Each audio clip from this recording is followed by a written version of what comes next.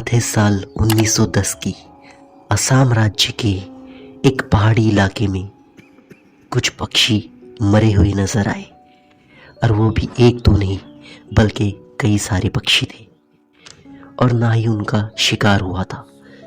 उस वक्त इसका इतना ध्यान नहीं दिया गया, लेकिन साल दर साल गुजरते गए और आज के समय तक उसी जगह और साल के उन्हीं महीनों में यहाँ पक्षियों के मरे मिलने की घटनाएं सामने आती रहती है।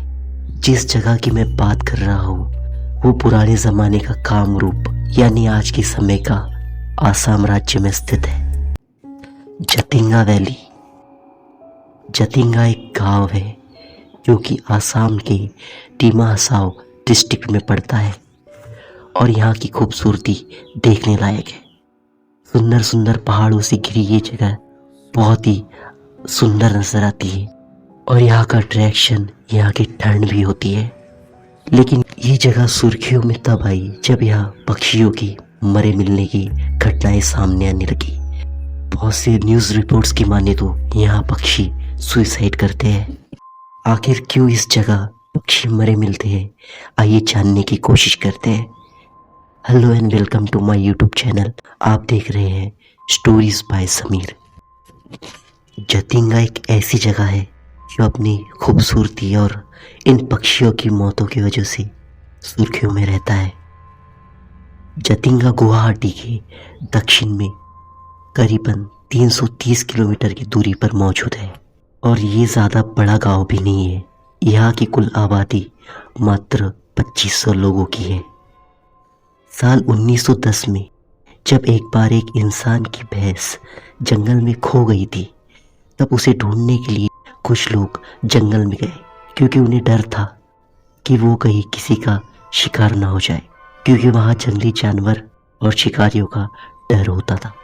जब गांव वाले इस भैंस को ढूंढते हुए उस जंगल में जाते हैं, तब उन्हें यहाँ पक्षी मरे हुए नजर आते हैं। आज के समय तक ये घटनाएं होती रहती है, और इन घटनाओं की वजह से बहुत से लोग यहाँ आने से डरते भी हैं। जतिंगा अपने अंदर बहुत सी मिस्ट्रियाँ छुपाए हुए है, और यहाँ के गांव वालों के मुताबिक यहाँ की हवाओं में कोई पारलौकिक ताकतें हैं जो पक्षियों से ऐसा करवाती है। बहुत से लोग इसे कोइंसिडेंस भी कह सकते हैं, लेकिन ताज्जुब की बात यह है कि ये घटनाएं सिर्फ सितंबर के महीने से लेकर अक्टूबर के महीने में ही होती है, और ये घटनाएं शाम को 6 से लेकर 9:30 के बीच ही होती है, और इसकी जगह भी अलग अलग नहीं होती। ये घटनाएं सारी 1.5 किलोमीटर के लंबे एरिया में और 200 मीटर के चौड़े एरिया में ही होती है। एक रिपोर्ट के मुताबिक यहाँ के आसपास के गाँव में ऐसा नहीं होता, जो भी यहाँ से मात्र 2 किलोमीटर की दूरी पर है। सिर्फ इसी गांव में ये घटनाएं होती रहती है, और ये घटनाएं सिर्फ यहाँ के स्थानीय पक्षियों के साथ नहीं बल्कि प्रवासी पक्षी होते हैं उनके साथ भी होती है। एक ब्रिटिश एडवर्ड पिचर्ड गी, जिन्होंने the wild life of India book लिखी थी, जब उनको इस जगह के बारे में पता चला और जब उन्होंने इस जगह अपना डेरा डाला, तो वो कहते हैं कि पक्षियों का इस तरह मरना असाधारण घटना है। उन्होंने कुछ चीज़ें की और उसके द्वारा अपने अध्ययनों में पाया जतिंगा घाटी में दूसरी जगहों पर रोशनी रखी गई, लेकिन पक्षी उधर आकर्षित नहीं हुए। और वो कहते हैं सितंबर की बारिशों की वजह से आसमान धुंध और कोहरे से ढक जाता है, और हवा का रुख दक्षिण दिशा में होता है, और चांद भी नजर नहीं आता। तभी पक्षियों का झुंड घाटी की तरफ मुड़ता है, और इस धुंध और कोहरे में दिखाई नहीं देने की वजह से पक्षी कहीं टकराकर गिर जाते हैं। जतिंगा वैली में इन पक्षियों की घटनाओं ने पूरे वर्ल्ड को अपनी तरफ आकर्षित किया, और इस जतिंगा वैली को पक्षियों का सुसाइड पॉइंट भी कहा जाने लगा। लेकिन क्या आखिर सच में पक्षी सुसाइड कर सकते हैं, ये सवाल उठता है, क्योंकि मानवीय जीवन में तो ऐसी बहुत सी घटनाएं होती है जिसके पीछे बहुत कारण होते हैं, जैसे तनाव, चिंता, रोजगार।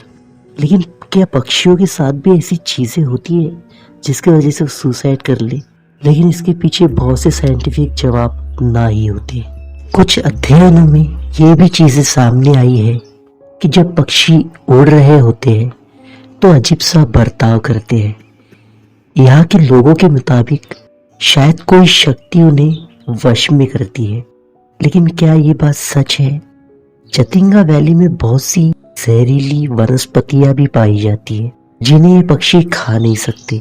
शायद इसीलिए पक्षी भूख की तलाश में होते हैं और इसीलिए पक्षी अजीब सी हरकतें करते हैं, क्योंकि उन्होंने कुछ खाया हुआ ना हो।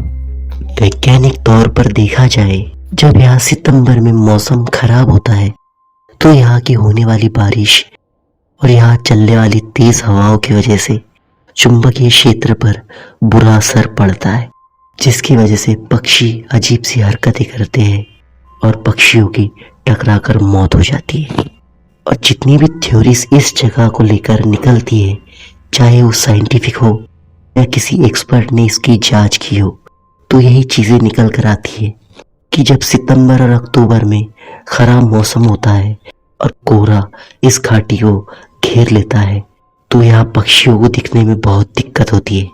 और यहाँ की जहरीली वनस्पतियों की वजह से वो भूखे भी होते हैं और गांव की चमकदार रोशनियों के कारण वो जब इस घाटी में से उड़ते हैं तो भूख और तेज हवाओं की वजह से अजीब सा बर्ताव करते हैं।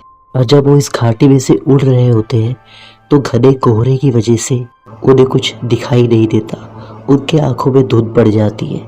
और इस घाटी के कोहरे की वजह से, तेज हवाओं की वजह से और भूख की तलाश में वो घनी घनी झाड़ियों से टकराकर अपनी जान गंवा बैठते हैं। लेकिन एक सवाल फिर भी खड़ा होता है, लेकिन आखिर क्यों वो शाम को 6 से 9 के बीच ही यहाँ से गुजरते हैं? क्योंकि बहुत से पक्षी अपने खाने के लिए सुबह उड़ जाते हैं और रात में अपने घोंसले में वापस लौट जाते हैं। आपको क्या लगता है, क्या हो सकता है इसके पीछे का जवाब? क्या इसके पीछे यहाँ का सिर्फ मौसम ही है या कोई और चीज़ है? मुझे कमेंट में ज़रूर बताइएगा।